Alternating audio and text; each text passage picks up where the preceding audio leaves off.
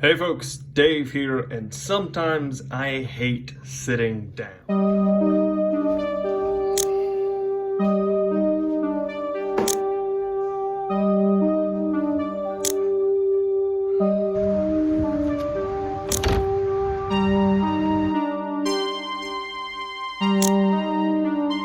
How? It's not in here!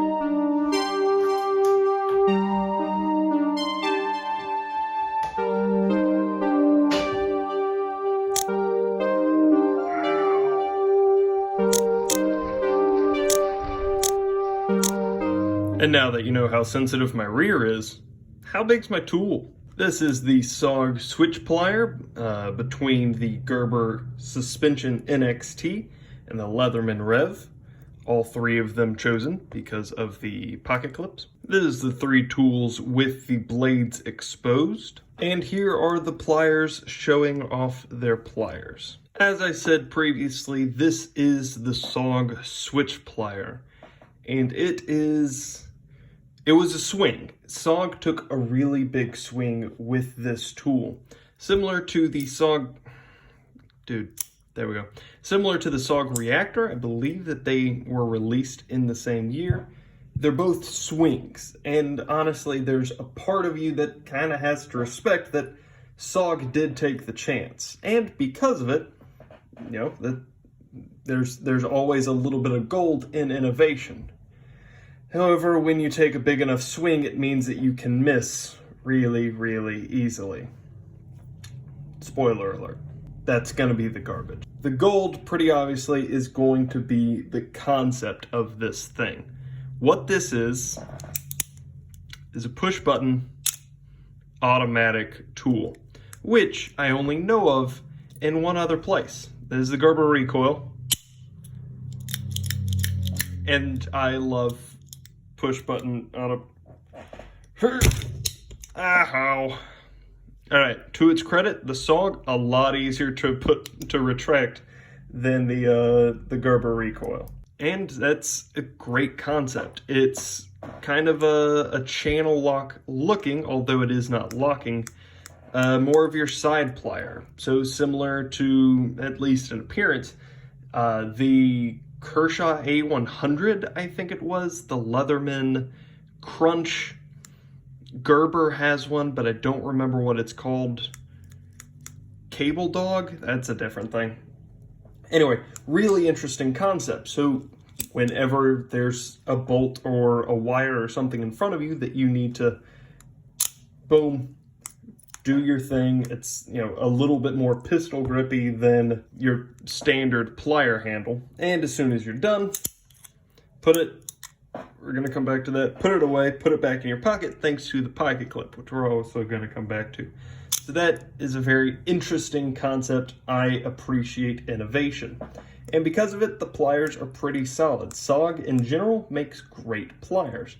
There is the gear aesthetic here. If you're familiar with SOG, they are a fan of gears in their Power Plier series. So that aesthetic is here. I don't believe that these actually have power pliers. Just cool look though.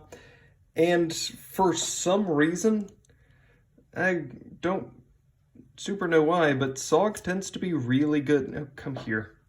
SOG tends to make really good awls. Come here. There we go. Tends to make really good awls. They are sharp. They are aggressive. You want to stab something with that? Absolutely, you can. This one on the SOG Power Lock. This one, which is of a similar design, just a little bit bigger, I believe. Is it bigger? It is not. These are actually the exact same awls. That's one thing that I doubt that this falls into that category. Well, actually, it's got the same size tools, possibly. But with the Power Lock and variety of other SOG tools, they tend to be a lot more modular than, say, a Leatherman is. Leathermans obviously are. There's a whole subreddit for it. But more intentionally able to be. As in, like, they sell individual parts. Here's a knife, here's a scissor. And you can kind of piece together your own. I've never done it before, but that tends to be my understanding. So this all, very good all, is what all of that was. And the lockup is very good. They're backlocks, as are most of this style of plier. The tools tend to be backlocks. However, they are individual backlocks, so that you can see that for me to put away the all I need to do is hit that second one. Now, obviously, my thumb is fat enough that I'm going to typically hit all of them, but it's, for instance, on this one, again, the power lock, it's just the one lock. So what that means is that this will tend to be a little bit more solid of a lockup than something like this one. Because if you're just putting individual pressure on a tool, it can lock a little bit more solidly than putting pressure on all of them across the board. Good lockup, good all, good pliers, and an excellent concept. The problem is that it was done by SOG. All right. Here's the garbage. We're going to start from generally this part and work our way down. Actually, let's start from this part and work our way down. I really hate exposed springs. It makes it look super cheap and weak because it's right there on the edge. What if that thing pops up? You're screwed. Probably not a real problem, but it's one that it makes me think about, and generally speaking, I don't want to know how the internals of something works. Unless it's that one automatic knife that runs on a chain, I don't want to see the internal, or a mechanical watch, I don't want to see the internal workings of whatever cool mechanism you see until I take the hood off. That's just weird, and I don't like it. Probably a personal thing, so we'll move on. The absolute garbage, go back in, is back here with this pocket clip. As I've said before, SOG, you suck. Used to. Ish. But you're terrible at pocket clips. What is this garbage? Absolute trash monkey. You cut out SOG, you do the things, there's a massive boulder under the pocket clip, a bit off to the side. It's just weird, it's lame, it's unnecessary. The pocket clip kind of goes around that screw hole, but it covers it a bit. Just bad. I hate these pocket clips for a number of reasons. The blade is not good. Chisel ground, which I'm not a fan of, but it is a bit more common in multi-tools. However, lockup, not very good. I know what I said earlier, but that was mostly a lie. Here, it's just not very good. Also, mystery steel, so that sucks. The tool selection in general, not very good. I hate it when like a screwdriver is put on a file. My understanding is those are tempered differently, so it's weird to see them together. This whole thing right here, SOG has a bit kit that works with a lot of their screwdrivers. It does not go on this one. As far as the tool set goes, you have a semi-serrated blade, a bottle opener, and big screwdriver. You have a Phillips head, you have a can opener, and a tweaker driver.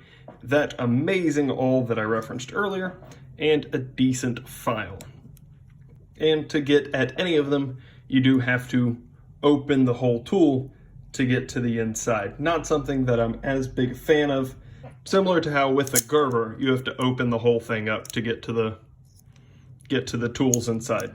Not a big fan of that. It's a bit inconvenient. The wire cutters are terribly done. You can probably see that little blue spot, my finger, blue spot, finger, blue spot, finger.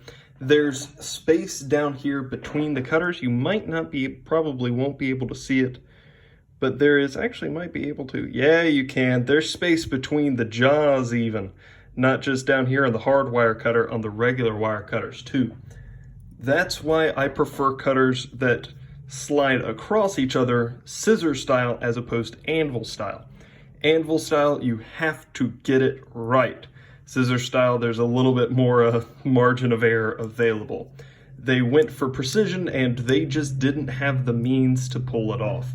Meaning that the wire strippers, or the wire cutters, I'm sure work decently. But if what you're using is small enough, then you ain't doing it with this. The general materials, obviously not going to be very good. I already referenced that a bit with the blade. Ergonomics, not great. much better kind of by default than the SOG reactor. I don't want to put that in my hands.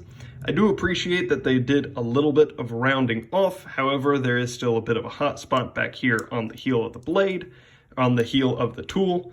And I guess you could come over here with that, but then the lock gets on your finger a little bit. The price is $60 for, this has been discontinued. For whatever is left, the price is and has been $60. And for that kind of money, there is so much good in the world that you can go out and find and take advantage of. It's a Leatherman rebar. So for this to be $60, which is a lot of money, then you have to make sure that you have to get it right. You have to get it right. $60 is what a Leatherman Wave cost 2 or 3 years ago. And you have to get it right. You have to use good materials. You have to be open with what materials you're using. And you have to make sure that you don't have any horrendous design flaws. Allow me to introduce you to kind of the wonkiness for how this whole lock works is that there are 1,000 ways to screw this up. It doesn't come up often, but occasionally it can.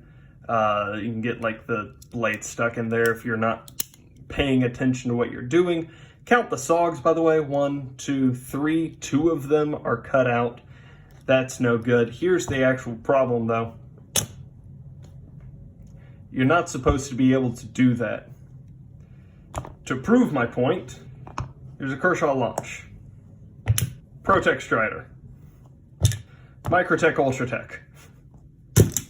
Boker Strike. Benchmade Casbah. Kabash. $5 piece of crap pawn shop knife.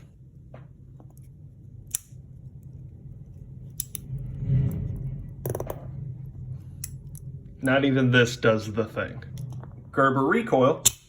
Ha ha! And you think that the SOG came out ahead on that one. You think it's justified. What you didn't know is that it has a lock. For that exact reason. This is another tool made by another company with similar issues to SOG as far as materials and pricing and valuing innovation over quality in in a lot of memorable instances. But here, they went for the push button automatic. This is a much older tool, by the way, than this one. This was discontinued before this was released. And when Gerber went for it, they did the one thing they were supposed to, which is hand the tool to a child. Can the child do something stupid with it? Well, then you should hand it back to an engineer and have him fix the stupid thing the kid did.